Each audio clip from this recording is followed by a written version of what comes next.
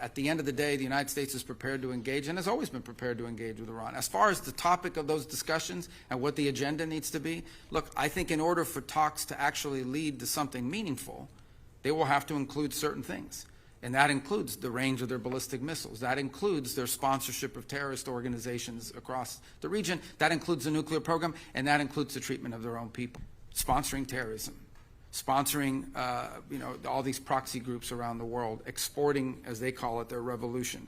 Secretary Rubio, can you confirm the format and location of Friday's talks with Iran and clarify, given that Iran refuses to negotiate its missile program and insists on a right to enrich uranium, is the U.S. open to a compromise if that means reaching a deal to avoid military action? And separately, if I may, how exactly do these negotiations advance President Trump's repeated pledges to help the Iranian protesters, many of whom are likely to see these nuclear talks as legitimizing the very government that violently massacred its own people? Well, let me first say, just on the logistics, at the end, let me back up and say, from a big picture perspective, I think it's pretty clear right now, President Trump is willing to talk to and meet with and engage with anyone in the world. I mean, that we don't view meetings as a concession.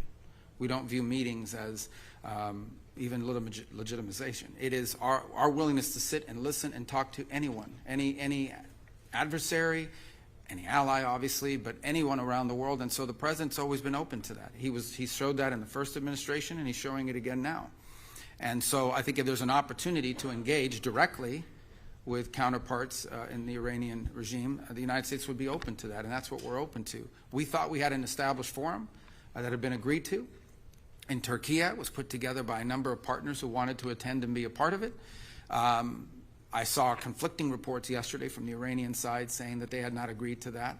So that's still being worked through. At the end of the day, the United States is prepared to engage and has always been prepared to engage with Iran. As far as the topic of those discussions and what the agenda needs to be, look, I think in order for talks to actually lead to something meaningful, they will have to include certain things. And that includes the range of their ballistic missiles. That includes their sponsorship of terrorist organizations across the region. That includes the nuclear program, and that includes the treatment of their own people. The fundamental problem Iran faces and the regime faces right now is that what people are on the streets complaining about, this regime cannot address. They cannot address it because it's economic. Those problems remain. And one of the reasons why the Iranian regime cannot provide the people of Iran the quality of life that they deserve is because they're spending all their money, they're spending all their resources of what is a rich country sponsoring terrorism, sponsoring all these proxy groups around the world, exporting, as they call it, their revolution. But I remind everybody what I've been saying through my entire career in public service. I said it in my hearing when I was asking for confirmation through the Senate. The Iranian people and the Iranian regime are very unalike. In essence, what the Iranian people want, this is a culture with a deep history.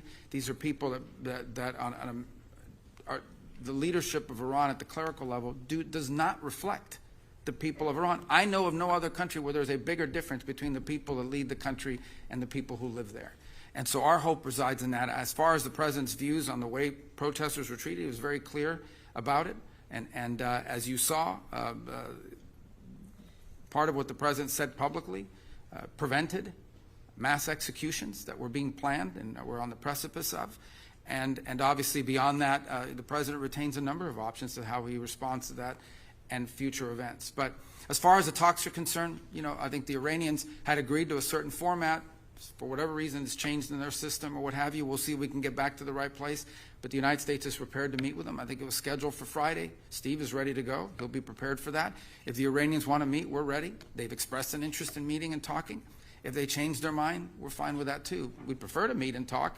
I'm not sure you can reach a deal with these guys, but we're going to try to find out. We don't see there's any harm in trying to figure out there's something that can be done. This is a president that always prefers a peaceful outcome to any conflict or any challenge. Subscribe to One India and never miss an update. Download the One India app now.